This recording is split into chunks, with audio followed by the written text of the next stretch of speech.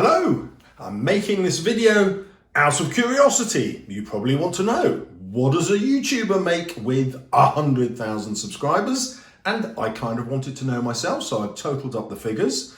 And you're going to be surprised. So if you're a teacher, you'll probably think, oh, that's not bad. And if you're someone who just watches YouTube, you'll probably think, what? Is that all you make?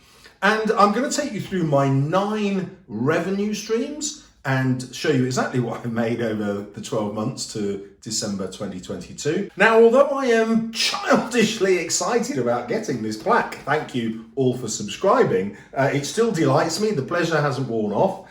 YouTube obviously doesn't pay you anything for the number of subscribers you have. Instead, YouTube only pays you if ads run on your channel. The bad news for educators is that advertisers want viewers who are going to spend the money. But my audience is largely GCSE students. They aren't out there with cash to spend or bank accounts or credit cards. And so the value that I get from adverts is much, much less than other YouTubers. Now, unfortunately for my bank balance, I started YouTube as a way to offer extra lessons to my students because I believe that nearly all the students I taught could get grade 7 and above. Couldn't really do that in the classroom because they're 28 or 30. So I thought, hey, if they're willing to go away and watch a video, they can get the grade. Now, that's still true.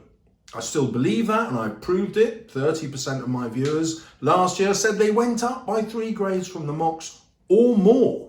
But because the viewer I had in mind was my own students, I didn't brand my channel. I am embarrassed and ashamed and all the rest of it to admit, I didn't stick branding on my channel until about a week ago. So I've been on YouTube for over 10 years and I hadn't actually branded my thumbnails, so anyone looking at them would have no clue whether it was a Mr. Salles video or not. For ages I avoided putting that on the photos because that's not particularly attractive, is it? Even I don't get excited about it.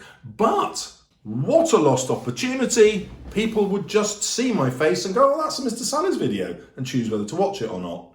So that was a super dumb move. Look out for branded t-shirts or, I don't know, a tattoo. So let's dive into the analytics and see what the ad revenue was. This is how much YouTube paid me in ad revenue in the year, £12,890. You can see from this graph that most of the money that I get is as a result of the actual exams. Thank you, GCSEs. If we run the cursor along here, you can see how much that works out every day.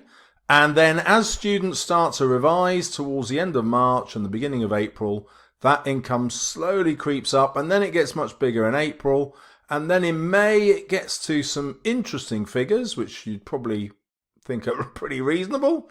And then these peaks, let's see if we can get them. So that's my maximum earning before one of the English language exams. And then people have got a bit more depressed by the literature exams. They're not watching as many. Now, if we look at this graph, you can see how much the earnings are dependent on the exam season. In 2020 and 2021, there were no peaks in my earnings because there were no exams. So the total amount YouTube have paid me is £37,665.57. Over how long a period? Let's track back to see when I first earned a single penny from YouTube. I must have monetized at the beginning of the school year. There it is. In 2014. The next income stream is published books. So I went out and got a publisher, the lovely John Catt, who don't publish me anymore. And the first book I wrote was for teachers, how to become a brilliant teacher using evidence from research. And so this sold okay. It made a couple of £1,000, I think, over its run, published in 2016. So then I went back to my publisher and said, look, I've got this brilliant idea for a book for students. Would you be interested? And they said, oh, what a great idea. We'll pay you about 20% royalties, which I got very excited about because that was better than the teaching book. And I had a YouTube channel. I thought, well, people watch the YouTube channel and then they might buy the book. Then I discovered Amazon. Amazon is a company that's easy to dislike because they're megabucks, but what they do for you and what they did for me is they allow you to publish a book at Zero cost. It cost me absolutely nothing to publish this book. Now, the thing about Amazon is they pay a much better percentage. They take some costs away for printing, which is about £2 a book, maybe a little bit more, and then they give you 60% of the value of a paperback. So my Amazon books earn me a lot more than the books from a proper publisher. Obviously, I pay cover designers. Although sometimes I just freestyle on my own and I think, oh, I quite like that and I quite like that. I'll leave it as it is. And this is actually my current bestseller. So let's dive in and see what Amazon pays me for my books. So the average for an author apparently is £7,000 a year in annual income. This is how much Amazon paid me for the books that I self-publish, not the ones with my publisher. And that's made up of about 22 books. Now, there is another way I make money from my books. There's over 20 guides and 4 books on teaching. So Amazon have this absolutely unbelievable deal where you can get membership of Kindle Unlimited, which means you can read any single ebook that the authors put on. I put everything on as an ebook, and so nearly every single book and guide that I've got you can read for absolutely free. So Amazon pay me in 2 ways. It calculates what a page is, and it pays me for all the pages read, but this is the genius, this is what I love.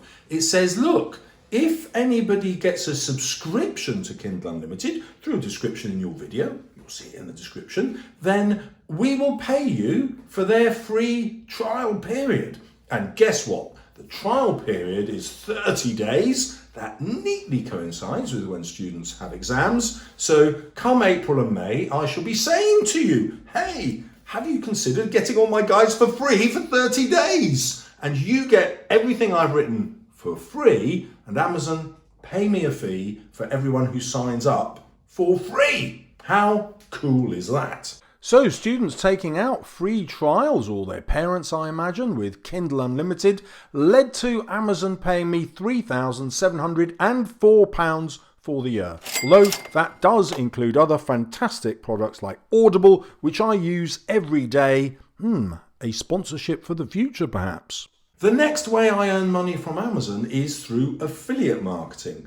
And Amazon pay a ridiculously tiny amount, but it's free. And so what happens is I put links to all my guides in the description. And if any viewer goes on and buys my guide, Amazon pays me an extra 14 pence or an extra 17 pence, something like that, for each book that anyone buys through the link. Cunningly, they also pay me if you buy other stuff. Annoyingly, there isn't that much other stuff that people buy. Anyway, those sort of 14p's and 17p's add up to, let's check it out. Not a very exciting total, but it all adds up. £280 for the year. It's not much, but it's free. Thank you, Amazon. When I started out trying to make money, I also uploaded resources onto the Times Educational website. This is somewhere that teachers go just to get resources made by other teachers. And initially I got quite excited about this, but I got upset because TES doesn't allow you to set a low price. So, I might offer the PowerPoints that I use to make a video, and that would be the same price as buying an ebook. I mean, that's insane. So even though there were teachers out there willing to pay that money, I kind of morally felt wrong, which is, as a business proposition, utterly stupid. But I don't want to be making money in a way that I can't sustain. And, I'm too old to change the way I think about it. Well, maybe not. So the TES now pays me about £500 last year, which is around a third of what I used to make. The other way of making money, of course, is sponsorship deals. And basically, you've seen them before. You make a little advertisement and you drop it into the video at particular points to try and sell a product or a service. I never go looking for these, and I actually turn most of them down. In recent times, the only one I can remember was for the revision guides to the edXL exam, and these are actually pretty brilliant. I read through them and I thought, yeah, these are quality. I'm not producing anything that's better because I don't do the edXL exam, so I'll do an advert which I put into my video, and it did absolutely brilliantly.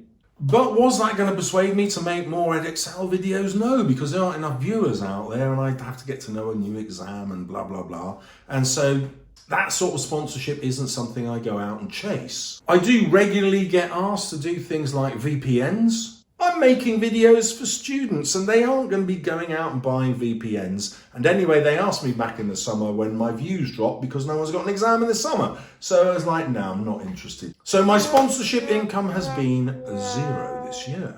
Now, a logical thing to do would be to take guides and turn them into courses, because some students would happily watch a series of short videos rather than read a guide. And that's what I did with this guide. This guide was not a guide, it was a course to learn to write brilliantly. And I made this course because there was a new educational company called Scoodle who was setting up, and their boss rang me up and said, hey, Mr. Salles, would you make a course for us? We'll pay you loads of money. Here's our business model, and we'll keep paying you the more courses you make. And I thought, wow, what a great idea. I make videos, I can turn these into courses, I'm going to be rich. Oh! So what happened? Well, I made the course, uploaded it to Scoodle, and then he said, do you know what? We haven't got many students watching, and we've got to change our business model, and we're not going to pay you. And I was like, what? I've spent hours and hours and days building this brilliant course that shows everybody how to write description. Oh my God. So I turned it into a book, which you can buy, and it is unique. There's nothing like it on the market, and it would genuinely teach you to be a brilliant writer who happens to be brilliant at writing description. It includes over 20 top grade answers. I mean, who does that? Me. Anyway, so I wrote to them and said, look, Scoodle, I'm fed up with this. You're not paying me any money. I want my videos back. And they said, oh, okay, I'll pay you a bit of money. And this is how much it was. But, you know, the videos are still there probably, and Scoodle might be brilliant for learning all sorts of stuff. I don't know. I've never looked. Check it out if you're interested. Now, the 9th income stream I am super excited about. Remember, I'm obsessed with value for money and getting students top grades. And so I had this brilliant idea. I would start a newsletter for free, and I would post something every week that gave free resources that would help students get to grade 9. Not a bad idea, Mr. Salles. I'd be able to get samples from my guides, and then subscribers to the newsletter would say, oh, that's very interesting. I think that's really good. I might consider buying the guide. Or they might think, yeah, if I just stay here every week, I'll get most of you guys for free anyway. I can wait around. I'm not going to spend any money on you. And that is totally cool. As long as, you know, you pay attention and get top grades, because that's what motivates me. But then I got to thinking, like, what is the quickest way to get a top grade? Like the very quickest way? Well, it's this.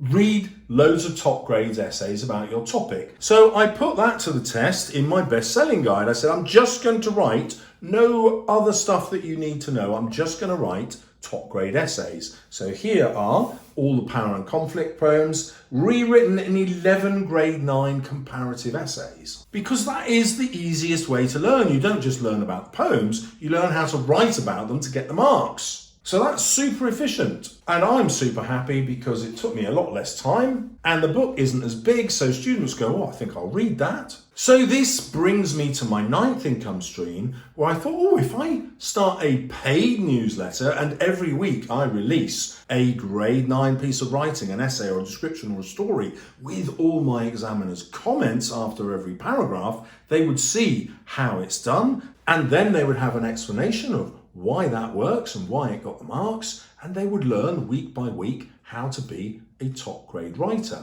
And so I said, right, well, what's the lowest that Substack would let me charge? They run the newsletter, and they said, we'll let you charge $5. Okay, I said, $5 it is. Now imagine this, every week you get another one, and you've got access to all the ones from the previous weeks. So imagine where this is going to be by May. When I started it at the beginning of November, there'll be at least 20 essays. I haven't counted, there might be 30. I might even release some extra ones. And then where will it be in a year's time or 2 years' time? Oh my God, I would subscribe for $5 and I would have access to over 30 essays. And after a month, I could say, see you, mate, I've read all the essays I want. $5 for over 30 or 40 or 50 essays. That is insane value. Maybe I'll have to put my prices up next year. Anyway, it's only $5 a month. Now, even more brilliant for you, slightly less brilliant for me, Substack say you can have a week for free. So let's jump in and see what Substack paid me. Instead of telling you how much you earn day by day or week by week, Substack tries to make you feel awesome by telling you how much you would earn if that subscriber stayed with you for 12 months. So to the end of December, I had enough subscribers to pay me $700 if they stayed for 12 months. If you like this video, smash the like button, as they say in YouTube land. You notice I never ask you to do that, but here, why not? I'm feeling effusive.